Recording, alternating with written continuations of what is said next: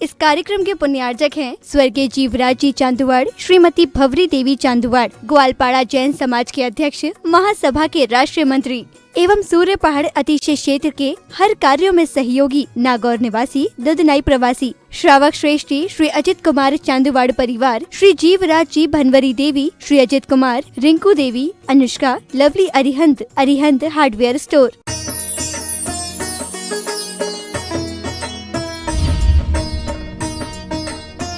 धर्मस्थ भवात्माओं, चंद्रप्रभु भगवान से, मोक्ष कल्याणक से हम आज की बात शुरुआत कर रहे हैं और कल से हम सिद्धों की आराधना में यहाँ संलग्न होने वाले हैं। वैसे तो सिद्धों की आराधना जब से हमारा जन्म हुआ तब से हमारा जन्म सिद्ध अधिकार है कि हमें सिद्ध बनना। आप विचार करके रखना, जब से हमारा जन्म हुआ हमारा जन्म सिद्ध अधिकार है कि हमें सिद्ध बनना है, बस शर्त है भव्यता होना चाहिए।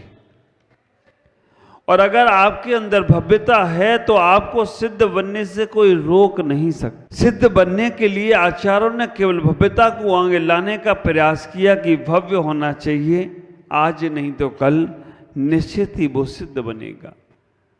और अभव्य जीव आज हो या कल कभी सिद्ध होने वाला नहीं। और आपकी भव्यता, इस बगई गांव वालों की भव्यता इतनी है कि कहाँ सागर मुड़ रहा था और कहाँ से सागर को मोड़ दिया कि आप उधर नहीं इधर आना है। नदियों को मोड़ना आसान है, सड़कों को मोड़ना आसान है, लेकिन सागर को मोड़ना आसान नहीं है। लेकिन मैं कहूँगा बगई गांव वालों के पास वो भी आसान हो तो कोई आश्चर्य की बात नहीं। मोड़ तो लिया, अब जोड़ना है। मोड़ने से काम नहीं चलेगा, जोड़ने से काम चलेगा। परमात्मा की तरफ मुख तो मोड़ लिया, अब परमात्मा से अपने आप को जोड़ने का प्रयास करना है। आप विचार करके रखना। आप सोचते होगे महाराज जी अशोक जी के बारे में क्यों बोलते हैं? तपस्वी के घर के परिवार के हैं, रतनमती माता जी, इनके घर से अगर उन्होंने रतनमती माता जी बनकर अपने जीवन का सार्थक कर लिया हो तो कहीं ना कहीं कोई ना कोई पुण्य इन्होंने भी अर्जन किया होगा जो वो इस घर में परिवार में रह रहे हैं। जोड़ना है अब अपने आप को। सिद्धों की आराधना केवल सिद्धों के लिए नहीं होना है, वो तो सिद्ध हो गए। जो हो गए उनको क्या याद दिलाना कि सिद्ध सिद्ध सिद्ध, याद उन्हें नहीं दिलाना है। याद तो जिन्हें होना है उन्हें याद दिलाना है। अब इतना ही विचार करना, आकाश में ऊर्ध्वलोक में दो ही जीव रहते हैं सबसे ऊंचाइयों पर। एक सिद्ध भगवान रहते हैं जो ऊपर ही ऊपर देखते हैं, और दूसरा तिरंज गति का गिद्ध भी ऊपर ही रहता है।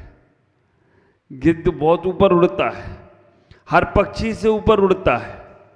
सिद्ध भी ऊपर हैं और गिद्ध भी ऊपर है, लेकिन दोनों की दृष्टि में अंतर इतना ही है, सिद्ध को नीचे देखने की आवश्यकता ही नहीं है। वो तो अनंत दर्शन में चले गए, अनंत ज्ञान में चले गए, और गिद्ध नीचे ही देखता रहता है। ख्याल करना, जिसकी दृष्टि संसार के तत्वों पर है, संसार की वस्तुओं पर है, संसार की क्रियाओं पर है, संसार के क्रियाकलापों पर है, वो ऊपर जाकर भी नीचे ही दृष्टि रखेगा। और जिसकी संसार से पार होने की दृष्टि है, संसार से पार जाने की दृष्टि है, वो नीचे रहकर भी ऊर्ध्व गमन में ही देख रहा हो तो कोई आश्चर्य की बात नहीं है। इतना ही ख्याल करना। लेकिन अब आपको अपने परिवारों को बुलाकर उस परमात्मा की आराधना में शामिल होना है। केवल उन्हें बुलाना, उनकी व्यवस्था में नहीं लगना, नहीं तो मालूम पड़ा उनकी व्यवस्था में तुम्हारी आराधना छूट गई। हाँ, आप विचार करो, उस जीवन को समझना, कैसे सिद्धों की आराधना करें, कैसे अपने आप की आराधना करें, कैसे अपने आप को समझने का प्रयास करें, कैसे हम पूजा भक्ति के माध्यम से विचार करना। पूजा भक्ति जीवन का श्रृंगार है। कल ही हम लोग पढ़ रहे थे जब समय सार के अंदर, तो कहा कि अभी शुद्धोपयोग की व्यवस्था नहीं बन सकती। आचार्य ने कहते हैं कि अभी शुद्धोपभोग की व्यवस्था नहीं बन सकती, अभी हम निश्चय सम्यक दर्शन में नहीं जा सकते, अभी हम निर्विकल्प नहीं हो सकते, तो फिर पूछा शिष्य ने कैसे मोक्ष मार्ग में हम बढ़ेंगे आगे? कैसे हम, अगर अभी हमारी शुद्धोपयोग की व्यवस्था नहीं बन रही है, अभी हम शुक्ल ध्यान में नहीं जा रहे हैं, अभी हमारा 7वां गुणस्थान भी बन रहा है, तो स्वस्थान वाला बनना है, सातिशय वाला नहीं बन रहा है। इतनी बड़ी साधना करने के बाद भी हम ऊपर नहीं पहुंच पा रहे हैं, तो फिर कैसे मोक्ष मार्ग की साधना को साध पाएंगे? आचार्य कुंदकुंद स्वामी बहुत प्यारी बात बोलते हैं। आचार्य कुंदकुंद स्वामी इतना ही बोलने का प्रयास करते हैं उस समय सार के अंदर। वो कहते हैं वर्तमान में पंचम काल में इस मोक्ष मार्ग को साधना है तो पंच परमेष्ठी की भक्ति करो तो तुम्हारा मोक्ष मार्ग सद जाए, तो कोई आश्चर्य की बात नहीं है। केवल भक्ति का मार्ग दिया, अभी वर्तमान में भक्ति से ही मुक्ति मिलने वाली है। ख्याल करो, अभी हम उस निर्विकल्प ध्यान में चाहे बैठना तो नहीं, कहीं ना कहीं कोई बिना कोई विकल्प आएगा ही आएगा। उस विकल्प से निर्विकल्प होने का साधन दे दिया पंच परमेष्ठी। और पंच परमेष्ठी में सबसे बड़े परमेष्ठी कौन से? बोलो ना, सिद्ध भगवान। लेकिन तुम सबसे पहले किसको याद करते हो? अरिहंत भगवान। कहना भगवान हम लोग स्वार्थी लोग हैं, संसार के लोग हैं, स्वार्थी हैं, जिनसे हमारा काम चलता है उनको हम पहले रखते हैं। घर में 2 बेटे हों, एक बड़ा बेटा और छोटा बेटा, हाँ, छोटा वाला ज़्यादा कमाता है और बड़ा वाला थोड़ा कम कमाए, किसकी पूछ ज़्यादा करते हो? ऐसे ही तुमने मोक्ष मार्ग में लगा रखा है। आप विचार करके रखना। अब बड़ा बेटा है जो कुछ बोलता ही नहीं है, अब बोलता नहीं तो क्या किया जाए? तो उन्होंने कहा चलो बड़े को याद तो करना ही पड़ेगा, नहीं तो हमारे घर परिवार बिगड़ जाएगा, बिखर जाएगा। तो उन्होंने कहा जिससे काम चल रहा है पहले उसको आगे रख लो। फिर भी जो सिद्ध हैं वो सबसे बड़े हैं। हमारा लक्ष्य सिद्ध बनने का है। पांचों परमेष्ठी की भक्ति का मतलब है आप रोज नमोकार मंत्र पढ़ते हो, लेकिन एक बार भी आपने ये नहीं सोचा कि हम नमोकार मंत्र क्यों पढ़ रहे हैं, क्यों पांचों परमेष्ठी की भक्ति कर रहे हैं। हम एक ही बोल देते नमो अरिहंताणम, हमारा काम हो जाता। तो आचार्य ने कहा कि पांचों की भक्ति करना क्यों, उसका उद्देश्य अलग अलग दे दिया। नमो अरिहंताणम पहले हमने इसलिए बोल दिया, हे भगवान हमें अरिहंतों सिद्धों से परिचय कराया, सिद्ध जैसा बनने का मार्ग बताया। सिद्ध कैसे बनना है? अगर अरिहंत नहीं होते तो सिद्धों से हमारा परिचय नहीं होता, हम सिद्ध नहीं बन पाते। सिद्धों से बना, सिद्धों का परिचय बताया और सिद्ध जैसा बनने का मार्ग बताया अरिहंताणम। हमने इसीलिए सबसे पहले अरिहंतों को नमस्कार किया। ख्याल करना, 5 परमेष्ठी हमारे इस पंच परावर्तन को पूरा करने के लिए पर्याप्त हैं। पंच परमेष्ठी हमारे जीवन में हमको पंचम गति तक पहुंचाने में पर्याप्त हैं। संसार की सारी शरणें देख लेना, सारी शरण में चले जाना, लेकिन कुछ भी मिलने वाला नहीं है। पंच परमेष्ठी की शरण में चले गए ना तो तुम्हें जो नहीं था तुम्हारे पास वो भी तुम्हें प्राप्त हो जाए तो कोई आश्चर्य की बात नहीं होगी। विचार करना, इतना ही सोचना। अरिहंतों को हमने नमस्कार इसलिए किया, रोज नमस्कार करते हुए अरिहंतों को नमो अरिहंताणम।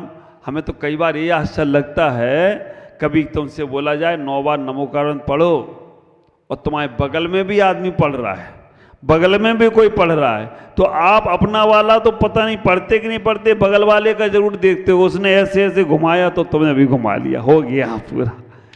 बगल वाले की तरह तुम्हारा नमोकार मंत्र हो जाता है। एक बार इस याद 9 दिनों में, 8 दिनों में आपको ध्यान के माध्यम से भी, आपको व्याख्यान के माध्यम से भी, आपको हर तरह से पूजा के माध्यम से भी, हर तरह से आपको आपसे मिलाने का प्रयास करने का प्रयास करूंगा। विचार करना, हम भी हैं, हमारे किसी जैसा पंडित साहब हैं, कमलेश भाई हैं, माँ बीना दीदी हैं, और आप सभी लोग मिलकर इस आराधना को करेंगे। अरिहंताणों को हमने नमस्कार किया, इसलिए उन्होंने मार्ग बताया। नमो सिद्धाणम, सिद्धों को नमस्कार क्यों किया? जब हमें मार्ग मिल गया, जब हमें सिद्धों से परिचय हो गया, तो फिर हम सिद्धों को नमस्कार क्यों करें? आचार्य कहते हैं, मेरे गुरुदेव कहते हैं आचार्य भगवान, हम फिर सिद्धों को नमस्कार इसलिए करें, मार्ग तो मिल गया, लेकिन मंजिल क्या है? मंजिल का पता नहीं है। मंजिल क्या है? मंजिल है सिद्ध, मंजिल है सिद्ध बनना, लक्ष्य है सिद्ध बनना। तो जो मंजिल है, जो लक्ष्य है, उनको भी नमस्कार करो। इसलिए कहा नमो सिद्धाणम।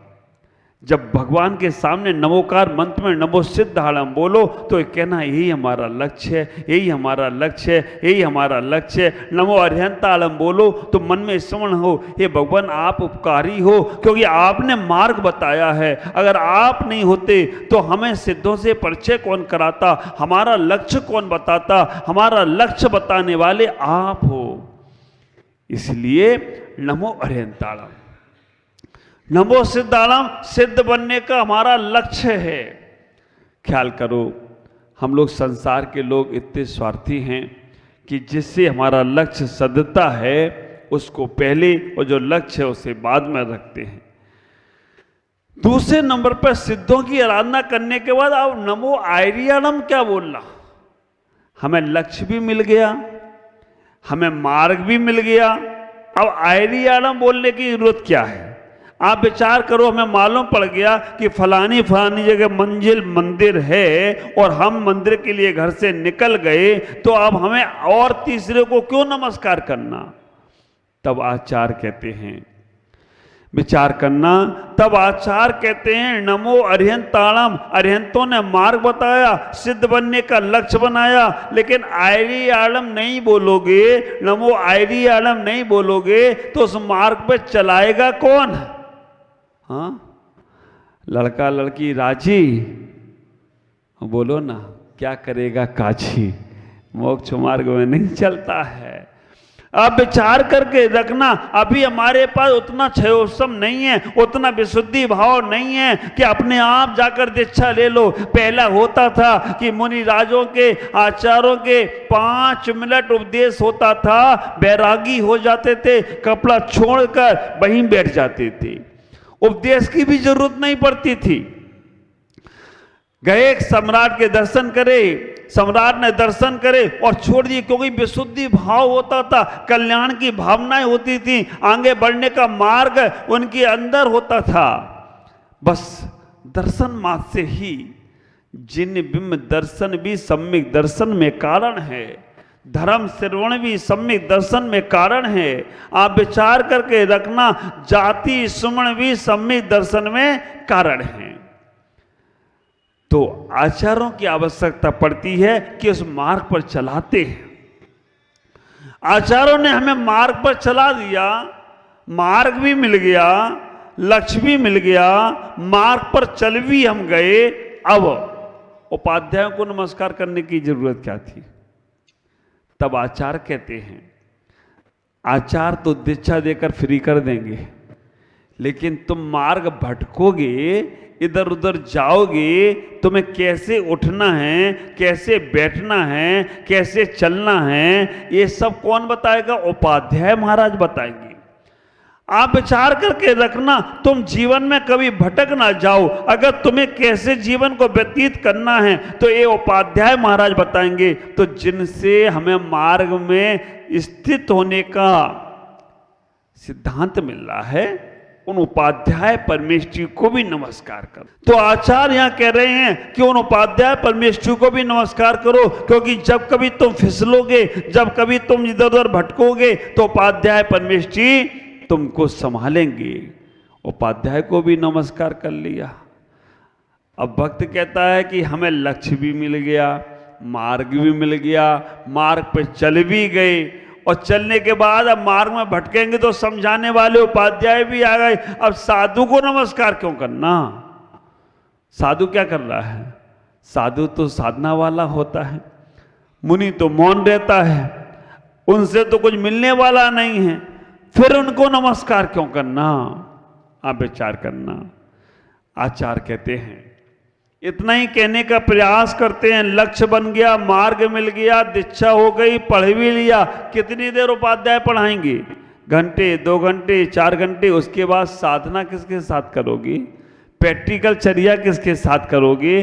कैसे सीखोगे उठना बैठना? तो उन्होंने कहा साधु के साथ रहना है, इसलिए साधु को भी नमस्कार करो तो कोई आश्चर्य की बात नहीं होगी।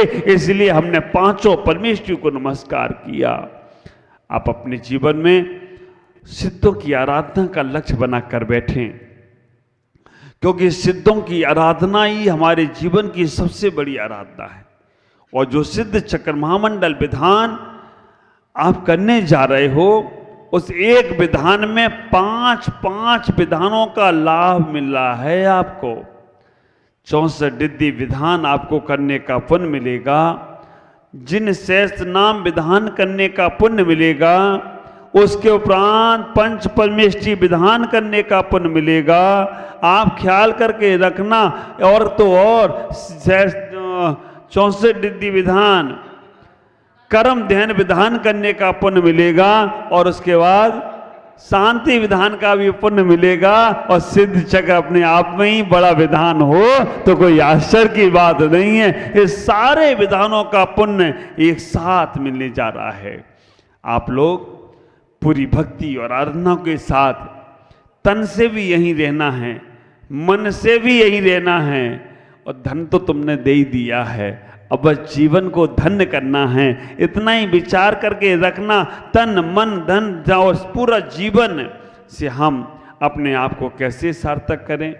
इतना ही कहना चाहूँगा कि सिद्धों की आराधना हमारे जीवन की सबसे बड़ी आराधना है। हम उस आराधनाओं में लगने के लिए प्रयास हैं, कर रहे हैं। अब हमें अपने मन के विकल्पों को थोड़ा सा दूर करते जाना है। हमें इतना ही सोचना है, जितना समय मिले यहाँ मंत्र जाप जो आपको दिया जाए। अधिकांश इन 8 दिनों में देवता लोग नंदीश्वर द्वीप में जाकर पूजा करते हैं। नंदीश्वर द्वीप में जो वहाँ पर कृत्रिम अकृत्रिम चैतालय हैं, उनकी वंदना करते हैं। 52 अकृत्रिम चैतालों की वंदना करते हैं। कल से वो सब शुरू होगा। कल से वो आराधनाएं आपको हैं, कैसे वहाँ पहुँचते हैं, कैसे वहाँ वंदना करते हैं, कैसे वहाँ पर पूजा उपासना करते हैं। जो लोग जिनवाणी चैनल के माध्यम से भी सुन रहे हैं, अगर आपके नगर में कोई संत हैं तो उनके सानिध्य में जाकर सिद्ध चक्र महामंडल विधान जरूर करो। अगर नहीं है तो खुद परिवार के लोग, सभी लोग, समाज के लोग बैठ के खुद करो। नहीं कर सकते समाज के लोग, सामर्थ्य नहीं है, तो अकेले बैठकर भी आप सिद्धों की मंत्र पढ़कर आहुति करो। 8 दिन में, हम तो 1 दिन में भी सिद्ध चक्र विधान कर लेते हैं। 4 घंटे में मंत्र पढ़कर हो जाता है। कई जगह कई बार हुआ भी है। तो मैं आपसे कहूँगा कल से सिद्धों की आराधना जरूर करें, और जाप भी करना है। वैसे तो ओम ह्रीम अरहम, ओम ह्रीम ओम अरहम अस्या उषा नमः की जाप है, लेकिन नमः सिद्धिव्या भी बोलते जाओगे तो भी कल्याण होगा। नमः सिद्धिव्या, नमः सिद्धिव्या, नमः सिद्धिव्या, जितना मन में श्वासों में चलता रहे। ओम ह्रीम अरहम अस्या उषा नमः की जाप तो होगी, लेकिन उसके साथ साथ नमः सिद्धिव्या का भी स्मरण। कल से 1200 मालाओं का संकल्प कर लो। हमें करना है 1200 मालाएं, तो बहुत आनंद बरसेगा। आपका जीवन बहुत आनंदित होगा, आपका जीवन बहुत मंगलमय होगा। पूजाओं की आराधनाएं चलती रहेंगी और आपके जीवन की आराधना भी चलती रहे, तो कोई आश्चर्य की बात नहीं होगी। आज इतना ही। ओम नमः गुरुदेव।